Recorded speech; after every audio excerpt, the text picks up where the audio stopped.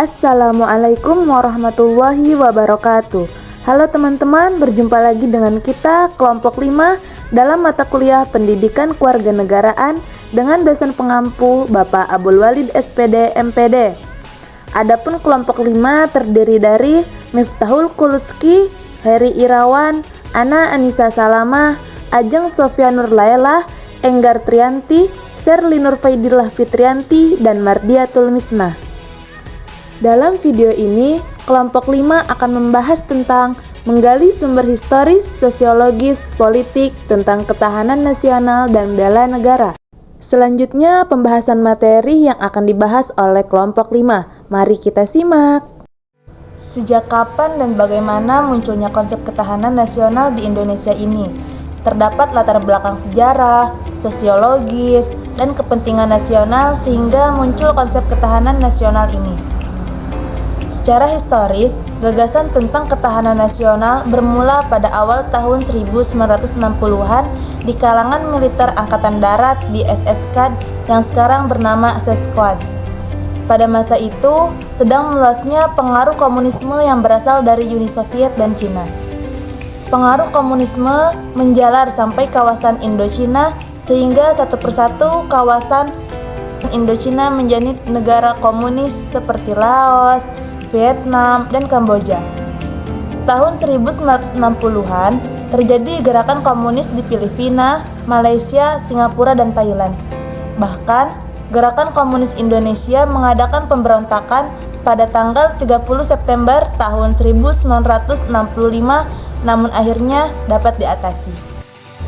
Sejarah keberhasilan bangsa Indonesia menangkal ancaman komunis tersebut menginspirasi para petinggi negara, atau khususnya para petinggi militer, untuk merumuskan sebuah konsep yang dapat menjawab mengapa bangsa Indonesia tetap mampu bertahan menghadapi serbuan ideologi komunis, padahal negara-negara lain banyak yang berguguran. Jawaban yang dimunculkan adalah karena bangsa Indonesia memiliki ketahanan nasional khususnya pada aspek ideologi. Belajar dari pengalaman tersebut, dimulailah pemikiran tentang perlunya ketahanan sebagai sebuah bangsa. Pengembangan atas pemikiran awal di atas semakin kuat setelah berakhirnya gerakan-gerakan 30 September atau PKI. Pada tahun 1968, pemikiran di lingkungan SSKAD tersebut dilanjutkan oleh Lemhanas atau Lembaga Pertahanan Nasional dengan dimunculkan istilah kekuatan bangsa. Pemikiran Lemhanas tahun 1968 ini selanjutnya mendapatkan kemajuan konseptual berupa ditemukannya unsur-unsur dari tata kehidupan nasional yang berupa ideologi, politik, ekonomi, sosial, dan militer. Pada tahun 1969 lahirlah istilah ketahanan nasional yang intinya adalah keuletan dan daya tahan suatu bangsa untuk menghadapi segala ancaman. Kesadaran akan spektrum ancaman ini lalu diperluas pada tahun 1972 menjadi ancaman, tantangan, hambatan, dan gangguan ATHG. Akhirnya pada tahun 1972 dimunculkan konsepsi ketahanan nasional yang telah diperbaharui. Pada tahun 1973 secara resmi, konsep ketahanan nasional dimasukkan ke dalam GBHN, yakni TAP MPR nomor 4 MPR 1978. Berdasarkan perkembangan tersebut, kita mengenal 3 perkembangan konsepsi ketahanan nasional, yakni ketahanan nasional konsepsi 1968, ketahanan nasional konsepsi 1969, dan ketahanan nasional konsepsi 1972. Menurut konsepsi 1968 dan 1969, ketahanan nasional adalah keuletan dan daya tahan. Sedangkan berdasarkan konsepsi 1972, ketahanan nasional merupakan suatu kondisi dinamik yang berisi keuletan dan ketangguhan. Jika dua konsepsi sebelumnya mengenal Impolexom atau ideologi politik ekonomi sosial militer, sebagai Pancagatra, konsepsi 1972 memperluas dengan ketahanan nasional berdasarkan asas Astragatra 8 Gatra. Konsepsi terakhir ini merupakan penyempurnaan sebelumnya dari Haryamantraman dalam Panitia Lemahan pada tahun 1980. Perkembangan selanjutnya, rumusan ketahanan nasional masuk dalam GBHN. Sebagai hasil ketetapan MPR yakini dimulai pada GBHN 1973, GBHN 1978, GBHN 1983, GBHN 1988, GBHN 1993 sampai akhir GBHN 1998. Rumusan GBHN 1998 sebagaimana telah dinyatakan di atas merupakan rumusan terakhir, sebab sekarang ini GBHN tidak lagi digunakan sebagai pedoman penyelenggaraan pembangunan.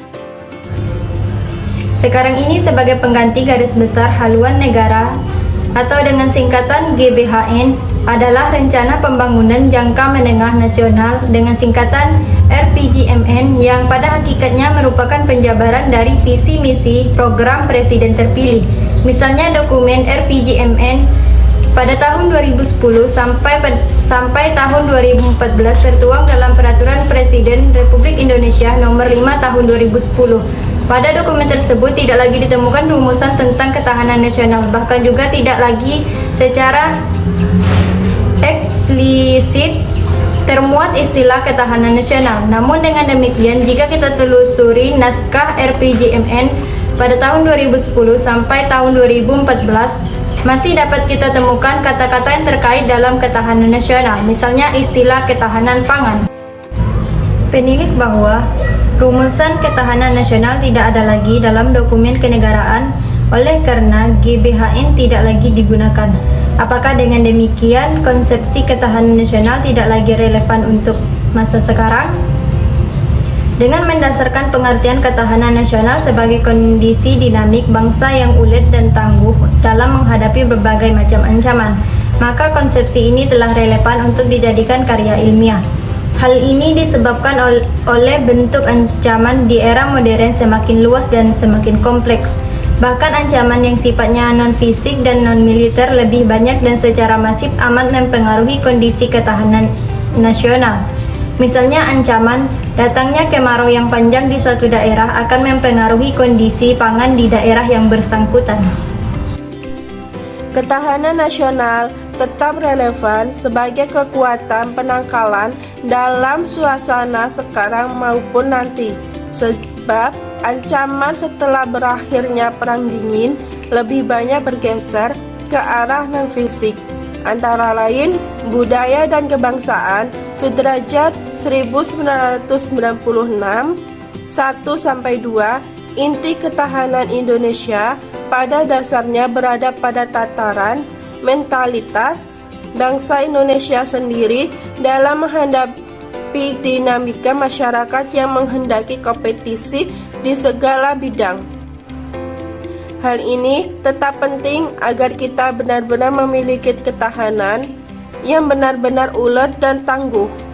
Ketahanan nasional dewasa ini sangat dipengaruhi oleh kondisi ketidakadilan sebagai musuh bersama. Armawi 2012-90. Konsep ketahanan juga tidak hanya ketahanan nasional, tetapi sebagai konsepsi berlapis atau ketahanan berlapis, yakni ketahanan individu, ketahanan keluarga, ketahanan daerah, ketahanan regional, dan ketahanan nasional. Ketahanan juga mencakup beragam aspek, dimensi atau bidang, misal istilah ketahanan pangan dan ketahanan energi. Istilah-istilah demikian dapat kita temukan dalam rumusan RPJMN 2010-2015. Dengan masih digunakan istilah-istilah tersebut, berarti konsep ketahanan nasional masih diakui dan diterima. Hanya saja, ketahanan dewasa ini lebih difokuskan atau ditekankan pada aspek-aspek ketahanan yang lebih rinci. Misal, ketahanan pangan dan ketahanan keluarga. Sekarang ini, wajah ketahanan yang lebih ditekankan adalah ketahanan sebagai kondisi. Oleh karena itu, penting bagi kita untuk mengetahui dalam kondisi yang bagaimana suatu wilayah, negara, atau daerah memiliki tingkat ketahanan tertentu. Tingkat rendahnya ketahanan nasional amat dipengaruhi oleh unsur-unsur ketahanan nasional itu sendiri. Unsur-unsur tersebut dalam pemikiran Indonesia dikenal dengan Astagatra, yang berarti 8 unsur, elemen atau faktor. Sekarang ini Lembaga Ketahanan Nasional atau Lemhanas Republik Indonesia sebagai lembaga negara yang mengembangkan konsep ketahanan nasional Indonesia sudah membuat badan khusus yang bertugas mengukur tingkat ketahanan Indonesia. Badan ini dinamakan Laboratorium Pengukuran Ketahanan Nasional sebagai bagian dari Lemhanas Republik Indonesia. Sekian pembahasan materi dari kelompok 5. Kurang dan lebihnya kami mohon maaf. Semoga video ini bermanfaat. Wassalamualaikum warahmatullahi wabarakatuh. Thanks for watching and see you.